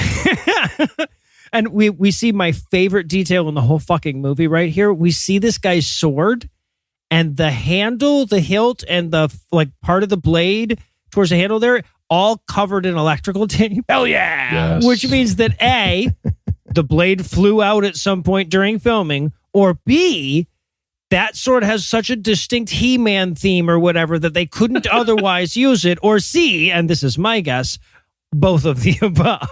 Yeah. There's a little tag. It says $6.99 Party City on it. It's not great. Oh, I thought they had to cover the big Red Bull sign that was on that. Yeah, right. Yeah.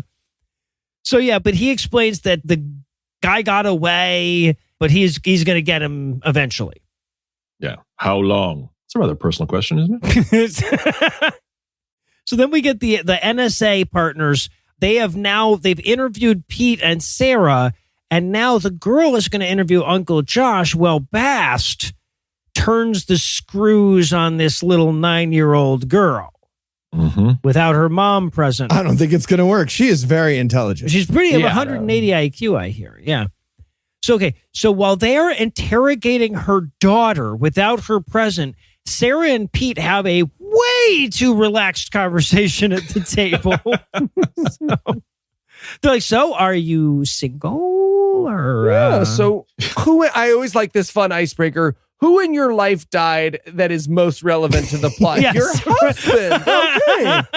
Okay. Mine's my mom. Was it movie cancer? What death defines you as It was a person? movie cancer. It was movie cancer. cancer. My husband had movie cancer caused by aliens, which means he had movie cancer caused by demons, which is super funny. The demons just being like, ooh, we gave that guy testicular cancer. Oh, no. Demon radiation. Yikes. Let's see. Dead husband. And are you watching Severance?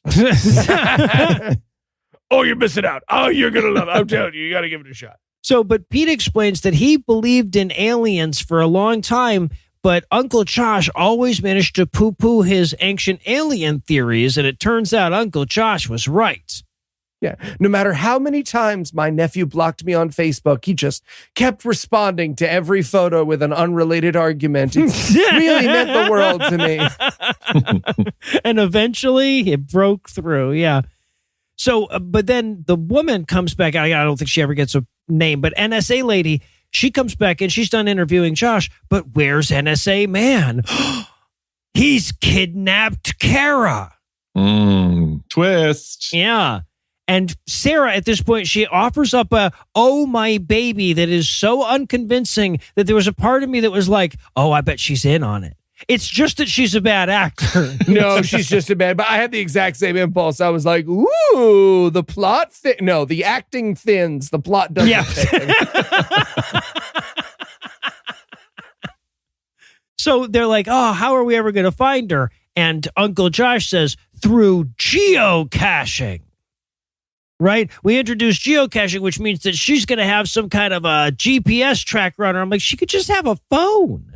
Yeah. the holographic camera is so unnecessary. Yeah. No, she's going to have a poker chip stuck in her neck. They pull this thing out of her neck, which is like, okay, that's probably very comfortable. What an awful tag. She just walks around like that all the time. That's weird. So yeah, but Uncle Josh says, hey, you go after her. You know, Pete, Sarah, you go after her. I'll man in the chair of this shit and talk you guys in as I get updates.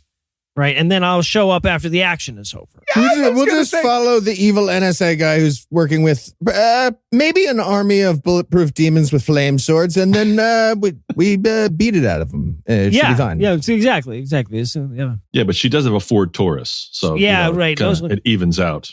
Drive right through a flame sword, those things. Yeah. So Bast, he takes Cara to the Satan warehouse, the one where the sword guy was earlier. And Cara sure does give him a what for, right? For taking him all the way out here. Sword guy shows up and he's like, you fucking idiot. She had a GPS strip on her the whole time. This is where he takes the poker chip out of her fucking throat. Yes. Or whatever the hell that thing was supposed to be. And then he burns it with his fire powers, right? He just incinerates it with his bare hands. Yeah.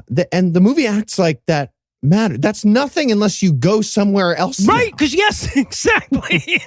We've dealt with like 4 movies that didn't understand this concept recently. Yeah. I want you guys to keep in mind that he has incinerate things with his hand powers for the rest of this movie and always has, right?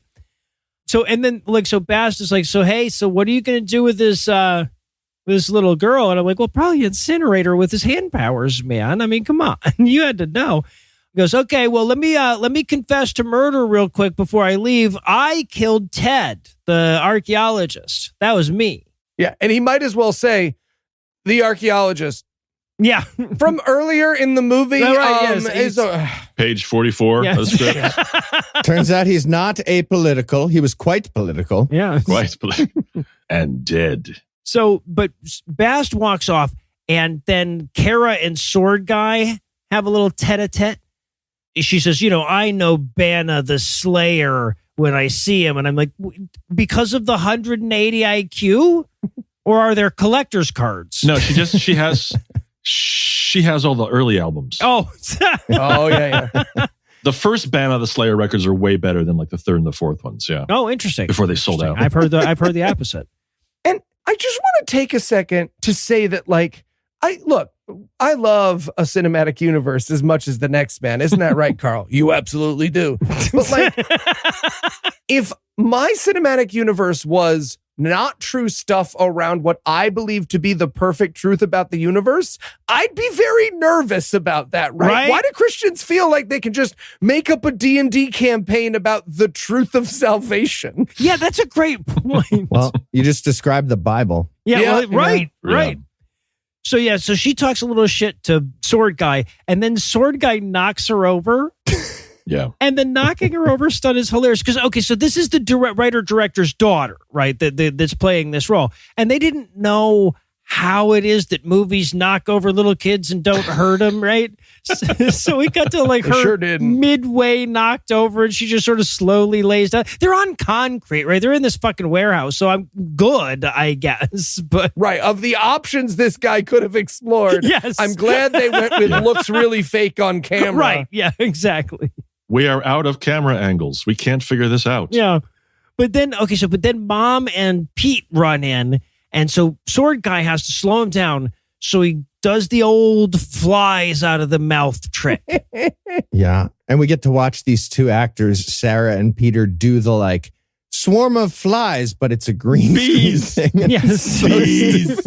Look at all these bees. They're just owie, owie, slap, slap, slap, arm, slap. Yes. And they just do the same thing over and over again. It'll look great. It'll look really good. Just do it. Yeah. Just slap right. It'll look fun. It'll look totally real. But trust me, it'll look totally real. And then the flies go away after 5 seconds, which is just a really again strong union, really low level demon power. You could do a 5-second fly swarm. It really is because it's flies too, right? Like that's gross, and I'm sure the sound was driving Eli crazy. But you could just walk through them. You'd want to make sure your mouth was closed all the way, Yeah.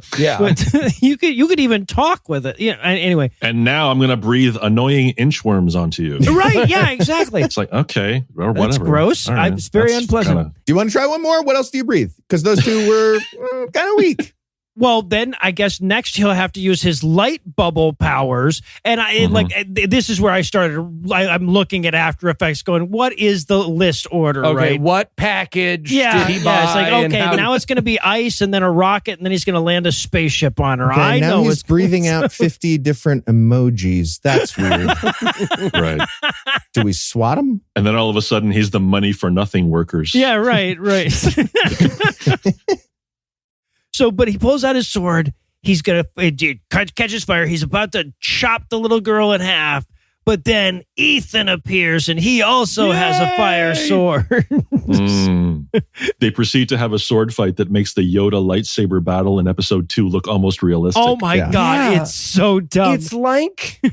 It's like the 97-year-old lady who's still got it in your Tai Chi class decided to spar with the Brazilian jiu-jitsu guy working out his divorce. It's so nuts. Oh, fantastic. Well, it's like you, and then multiply that by the fact that they went through about 6 swords before they were like, guys, you can't actually hit them together. They'll break, right?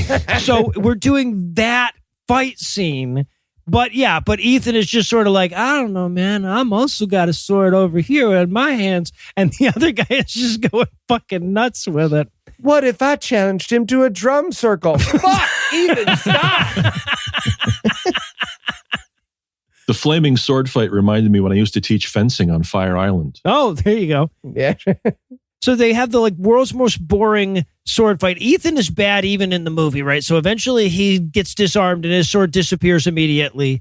It's like one of those video games where you can't pick up the weapons or whatever.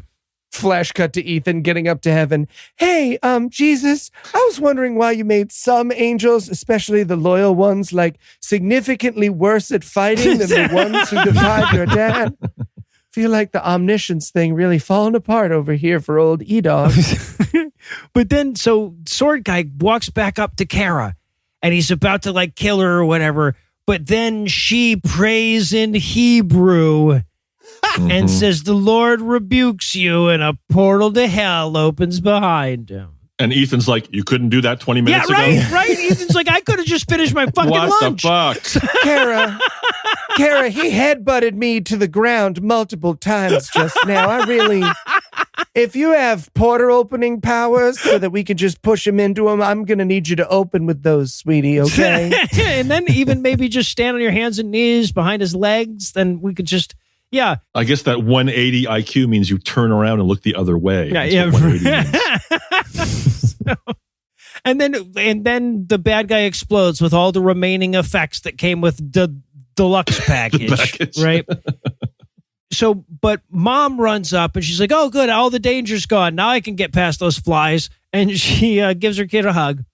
Pete and Ethan meet officially now. And then Ethan tries to tell us about the sequel. So he's like, no, the lawless one is coming. It'll be great. It'll be awesome.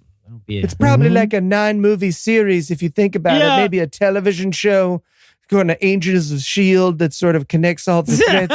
And the movie's over. Never mind. Sam Jackson shows up with the Elohim initiative. Right, yeah, exactly. I like that the movie ran into the problem of evil by accident here and then had to write itself out of itself. Mm-hmm. So it was like, hey, Ethan, why now all of a sudden did you show up to help? So much bad stuff already happened.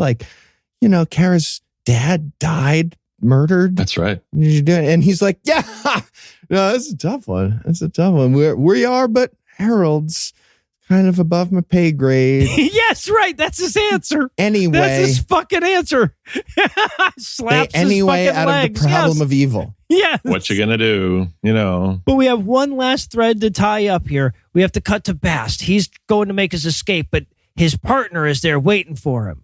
And she's like, "Bast, I've got to drop on you." He's like, "No, let me go." And she's like, "No, confess to a whole bunch of crimes." And he's like, "I will confess to a whole bunch of crimes."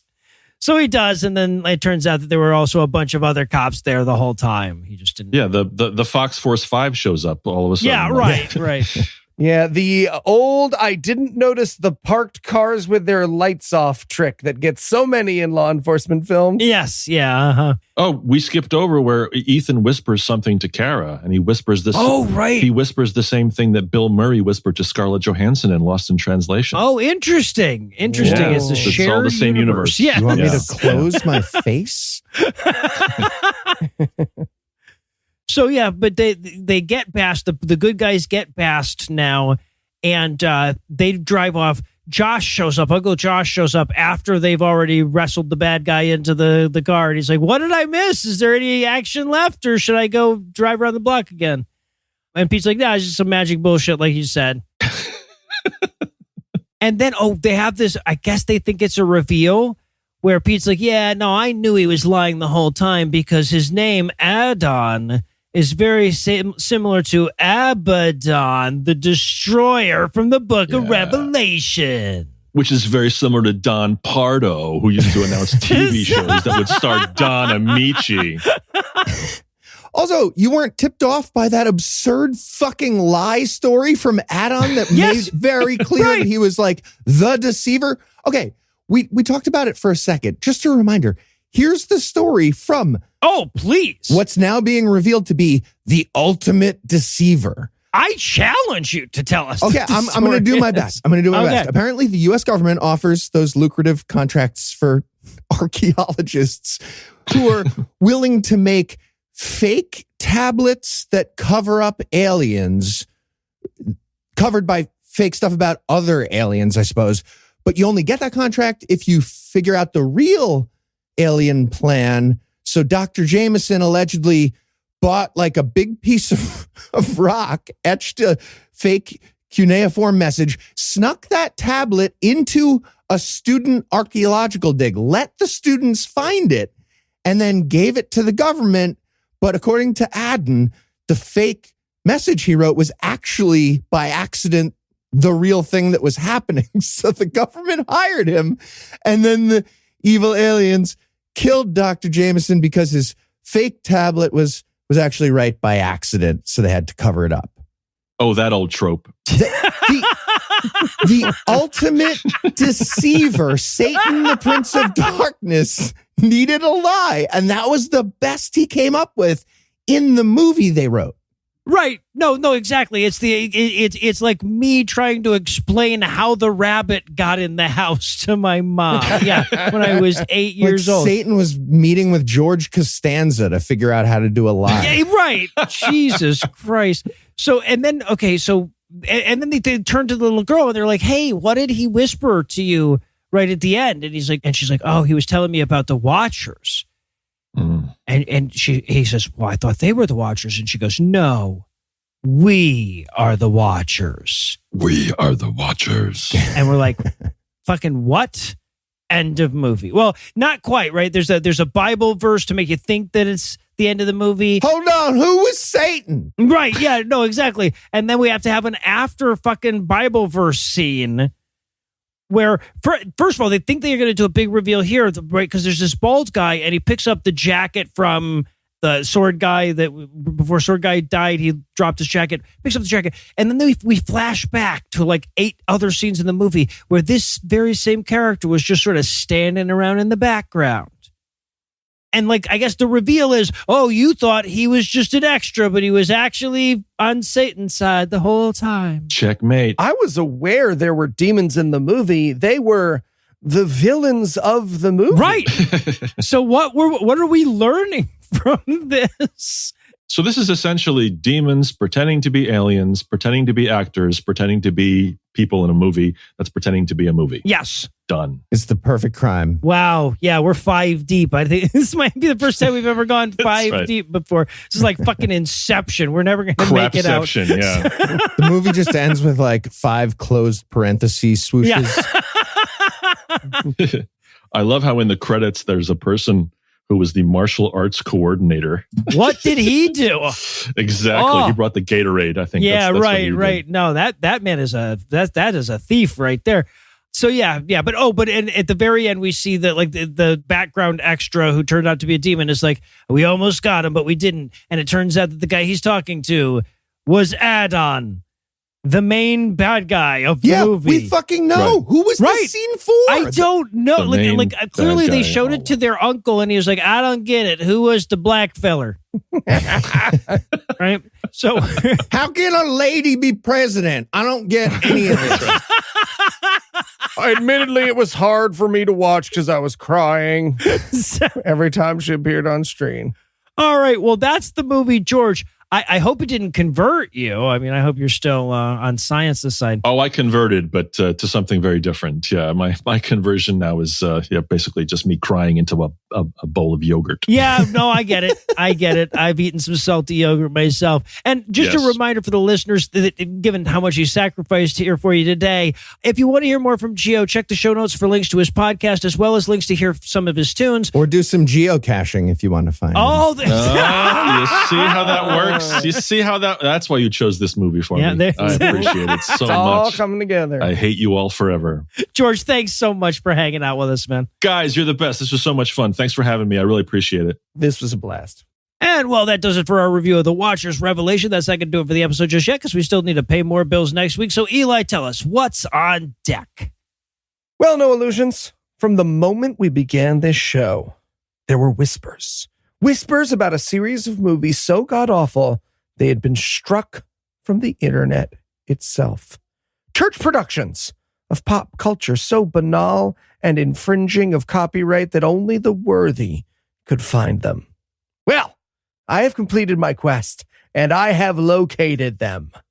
All of them, and they are magnificent. So we will be watching Church of the Rock's Avengers-themed Easter musical. Oh, good. The Avengers. Oh, I'm so excited. I almost don't believe you, Eli. I've heard so much about this fucking thing. All right. So with that to look forward to, we're Lower episode- your Getting back expectations. to a merciful close. Once again, a huge thanks to George Hrab of the Geologic podcast for hanging out with us today, and perhaps even a huger thanks to all the Patreon donors that help make the show go.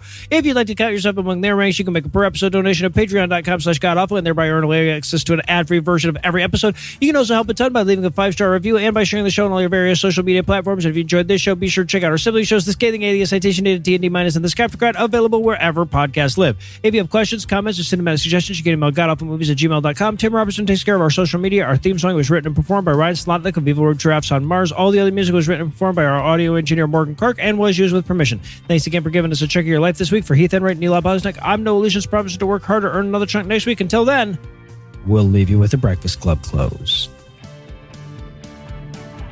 Abaddon went on to call himself Dave instead of Adon, and he got away with way more evil stuff. You would think, yeah. President Black Lady went on to probably not accidentally fire all of the people who take care of the nukes. Stay tuned for Watching the Watchers, a skeptical movie of both aliens and God that thinks Bigfoot is the reason the government is bad.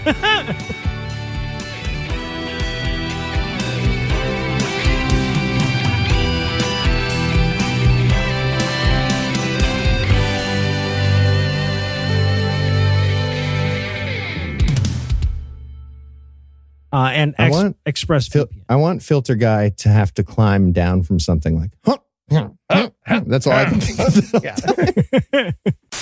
This content is CAN credentialed, which means you can report instances of harassment, abuse, or other harm at their hotline at 617-249-4255 or on their website at creatoraccountabilitynetwork.org. The preceding podcast was a production of Puzzle and a Thunderstorm LLC, copyright 2025, all rights reserved. At Meijer, we work hard to bring more of the good life to your life so you can bring home more perfectly plump and flavorful produce picked for precise freshness, beautifully marbled, beyond brag-worthy certified Angus beef, and more must-have money-saving M-Perks rewards. Because saving more on local favorites is good, but bringing home more of what you love in every trip, that's the good life. We do more to make life a good deal better at Meijer.